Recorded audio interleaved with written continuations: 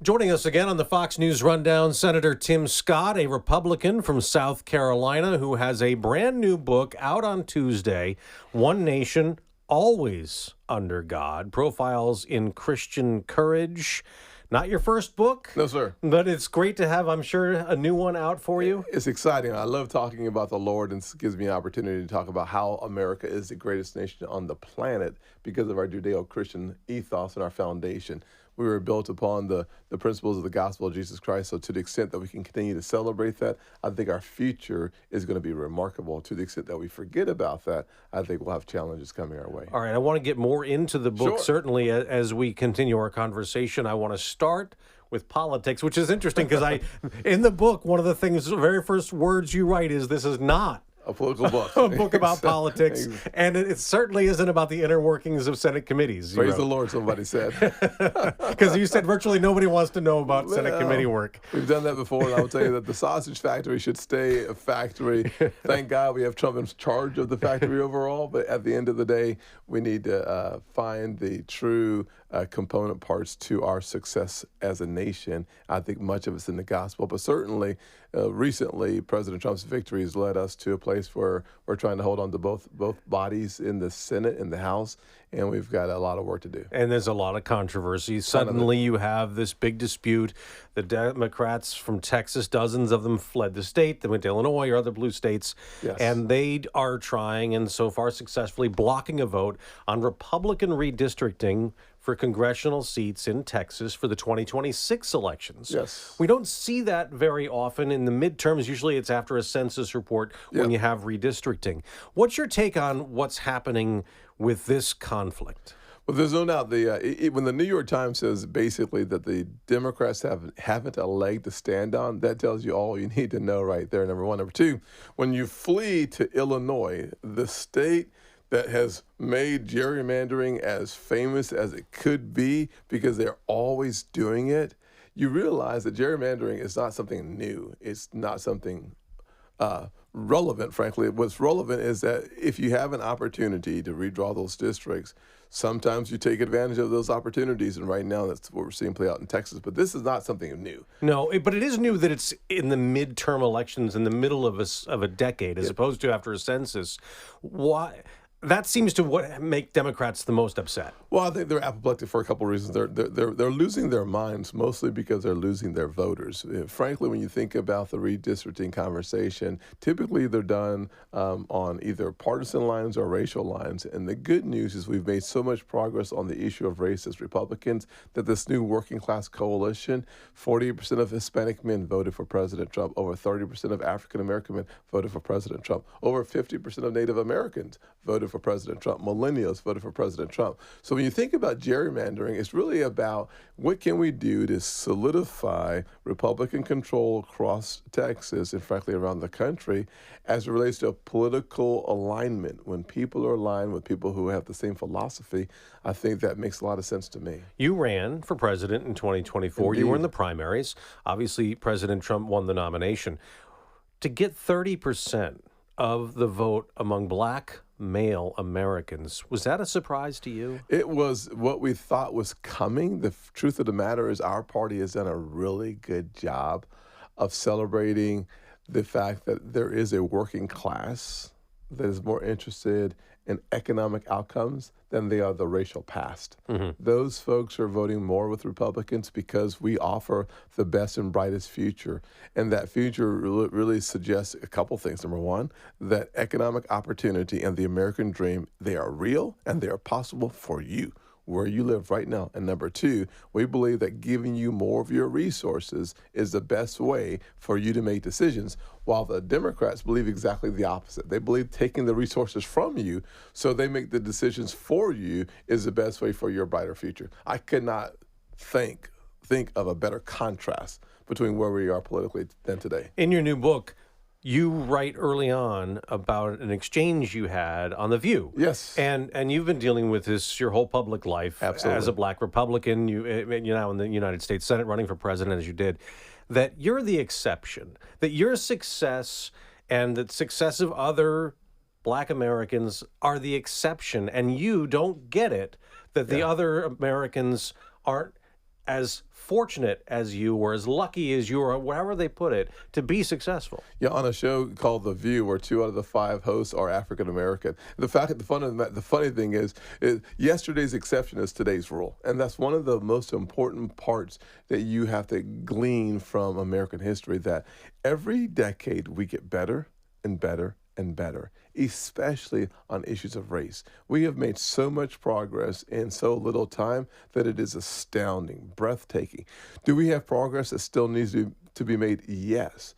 But frankly, it is when Americans come together and work together that we find our greatest opportunities, frankly, along racial lines and beyond. And one of the things you'll discover in One Nation Always Under God are the stories of strong, powerful people like William Lloyd Garrison, who stood up against slavery in his day, nearly lost his life and his fortune, so to speak, in pursuit of our Declaration of Independence, that all people should be treated the same because the Creator saw us all the same.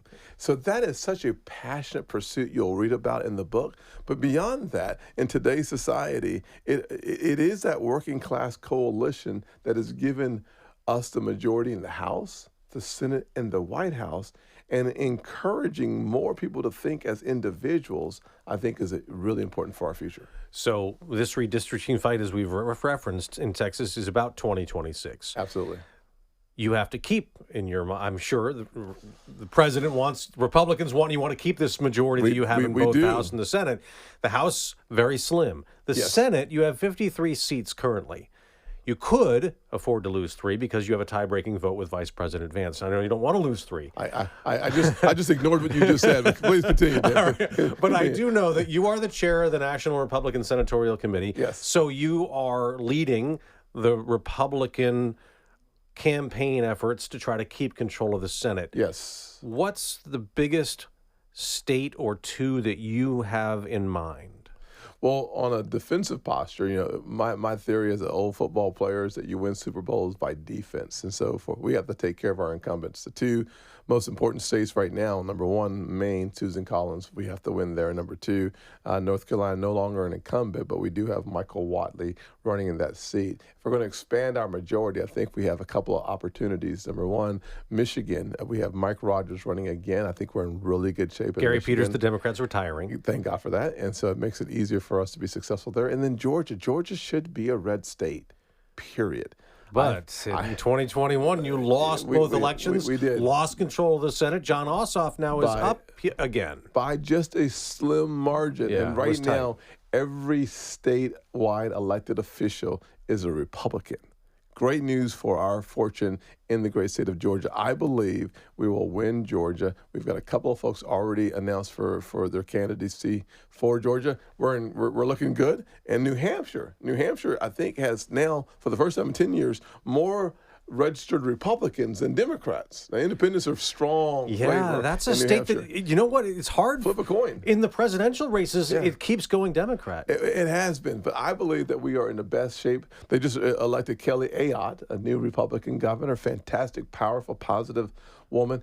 If we play our cards right and we execute and have someone who's really well known in the state, strong, positive person, I think we win New Hampshire as well. But midterms are not always easy, especially for the party of the president. They are hard.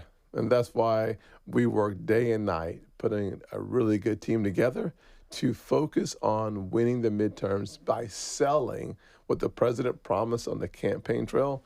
Those are the promises that we're keeping right now from a policy standpoint, and that one big beautiful bill is one of the ways that we demonstrate to the American people that we're serious about taking care of your priorities and not government priorities. When you think about who you're running against in 2026 on the other side, is it going to be progressive social Democrats, socialist Democrats? Is it going to be more moderate Democrats? Is it hard? I mean, you have to. Every state's going to be different, so you have to have a different strategy. We'll employ unique and specific, I'd call them intimate strategies for each state. But listen, the Democrats have decided to go further and further to the left. I mean, think about New York City and Right. Mamdi. Right. The fact of the matter is, if they're going to continue to parade around socialism, that's great news for the Republican Party. Frankly, it is good news for the contrast for, do you want the kind of leadership that trusts you, or do you want the kind of leadership that says, you don't know what you're doing, give me your money, give me your vote, and I'll tell you how to live your own life. Yeah, the mayoral nominee in the Democrats, Zohran Mamdani, he is a progressive. He just this week had Senator Elizabeth Warren come to New York City to support him. Very progressive person as well. Here's what we know. The truth, it could not be more clear for the American people and hopefully for New Yorkers as well, that if you want to have one size fits all, if you want government grocery stores, you're going to vote for the socialists. The bottom line, though, unfortunately, is government grocery stores is the new bread line. I mean, it is terrible. The one thing we know about monopolies is that the quality goes down, but the price goes up. And just because you take the cost and you put it through thousands, if not millions of people, doesn't mean that the cost is going down. It just means that the progressive nature of the Democrat Party is getting worse and worse. Listen, they got thumped in 2024. But they're going to run against President Trump, and they're going to link every one of your candidates to Trump policies, And we'll right? take that every single day. Listen, if you are a young person working by tips, we have delivered on no tax on tips up to $25,000. If you are an officer of the law and you're looking at overtime, you can now work the first $25,000 of overtime, and we'll give you a credit for those $25,000. If you're a senior on Social Security on a fixed income, we've delivered lower taxes for seniors. If you have an American-made car, you can now deduct your interest only on your new American-made car. If you benefited from the $4.6 trillion of tax cuts delivered by President Trump in the first term, you get to keep your money. And guess who voted against it all? Democrats. They voted to raise your taxes by $4.5 trillion. They voted against lowering your taxes for tips. They voted against lowering your taxes on Social Security. They voted against lowering your taxes for overtime. Dag blasted, they voted against the American people and for themselves. You're on the stump. See, you're doing this a lot. Hallelujah. Because you're going around with... I am excited about it. I did read somebody say that the job you have as chair of the senatorial committee is thankless because it's on the road all the time and you're constantly meeting with donors. How do you do that? I mean, that's not the easiest job. No, but when you're a kid that grew up in poverty in a single-parent household who was very disillusioned about this notion of the American dream being real for communities where I grew up, and you meet a mentor who's a conservative who never talks to you about politics, but talks to you about worth and value and being victorious and not a victim, it changes your worldview so much so that while it is a sacrifice to lead our reelection effort, it is a sacrifice to try to raise $400 million as a guy who's been married for a year. It is a sacrifice to do that on top of being chairman of the banking committee. Yes, but I'm an entrepreneur. I know hard work. I know long hours. It is something that I've been doing for the last 25 years consecutively, and I'm okay doing it. Why? Because I believe the American dream should be alive and well for the next generation of Americans. I want to make sure that my nephew and my bonus kids have a better future and a better prospect for achieving their version of the American dream than I did. The only way to do that is to get off the sidelines, get in the race. All right, the book, let's get more into this. Yes, sir. One Nation, Always Under God. And you referenced William Lloyd Garrison. That was the first story you told. Yes. He, an abolitionist from the 1830s, nearly lynched in Boston, which was not a slave state in Massachusetts at the time. But there's also others that are in this that people don't know as well. I mean, there's Francis Scott Key and George Washington Carver. People know those stories. But there's one in particular, Eddie Rickenbacker. Do people know who that person is? They don't. Here is an ace pilot during World War II that people have not heard of. He flew so many missions and really became known by the enemies. His plane was known by the enemies. He finds himself, after retirement, basically speaking, coming back to help the military, and there is a crash. They find themselves floating in the ocean. At sea. At sea. He's down with some of his fellows. And this is World War II era now. Right, and just imagine floating for weeks. Trying to survive. How many people were with just a crew? I think there was 4 or 5 with them. That's it. So that's just 4 or 5 people with no hope. No hope and no way out, and frankly, no way to figure out where the land was.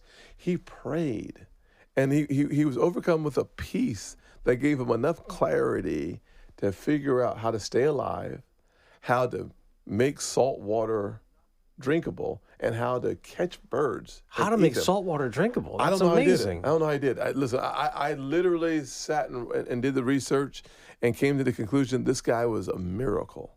He helped these men survive, and I don't know how he did it except for the grace of God. Of course, you can read about how he did it in the book, One Nation Always Under God, available right now at Amazon.com or wherever books are sold. But faith is the one line through all of this. The through line is that with faith in the Lord, the things that seemed impossible become possible. I'm not suggesting that the good Lord is a genie in a bottle, but I am suggesting that our greatest future is going to be dependent upon our past foundation on Judeo-Christian ethics. Some people are not comfortable. They want religion out of our public life. Yes, they're wrong, but So, they do. But for someone like that, how do you respond to their skepticism? They very clearly, the one thing that is historically accurate is the impact of the Judeo-Christian ethos on our nation as a whole, number one. Number two,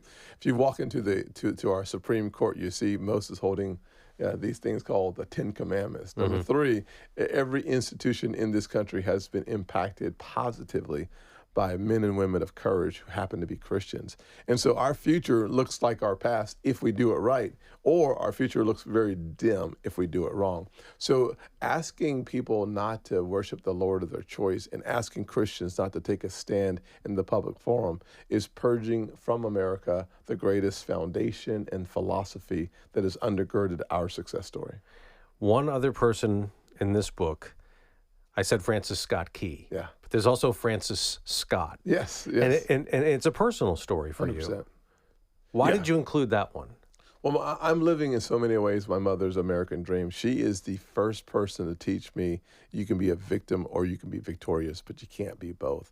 She is a person who grew up in a South that I did not know. She grew up with separate and unequal water fountains, no access to hotels and many restaurants. Which goes back to how you've said every generation we've gotten so much overcome better. and got past all that. And she worked for slightly more than minimum wage as a nurse's aide, changing bedpans and enrolling patients, and yet she taught me to have incredible respect for this nation and optimism about our future. And because of her ability to hold tightly to this notion that the American dream could work for her kids, I benefited from that. Even though I struggled academically, I struggled with myself, my sense of self. I struggled without a father in the household. You were going to be a football star. I thought so, yeah. And I had a major car accident my senior year. Went through the windshield. Went both ways on the interstate. You're lucky to be alive. I am. I yelled for Jesus. That was my help. And because of that, I found myself still alive, sitting on a pillow for about 6 weeks, it felt like, and missing most of my senior year of football. But I ended up with a small scholarship to a small school where I gave my life to Jesus my freshman year back in 1983. But it was my mother's prayers, it was my grandmother's worship that led me to understand very clearly that yes, this country is not perfect, but why we strive for a more perfect union is because when people of faith gather together, they do the most remarkable things. And this nation, as a result of those ordinary people taking extraordinary stance, finds itself as the greatest nation, the city on the hill. I want you to read my book, One Nation Always Under God, because it will help encourage and inspire and motivate you that God's not finished with this nation, but he's also not finished with you. All right, this is the book, One Nation Always Under God, Profiles in Christian Courage. Senator Tim Scott, Republican from South Carolina, the author. It is just out. Thank you very much. Congratulations. Absolutely. We really appreciate you being here. Thank you, Dave. Thanks for good being with you in person this time. Yeah, we've been on the phone or on Zoom. Yes. It's nice to be here in the studio. Exactly. Thanks for coming in. Yes, sir. See you soon.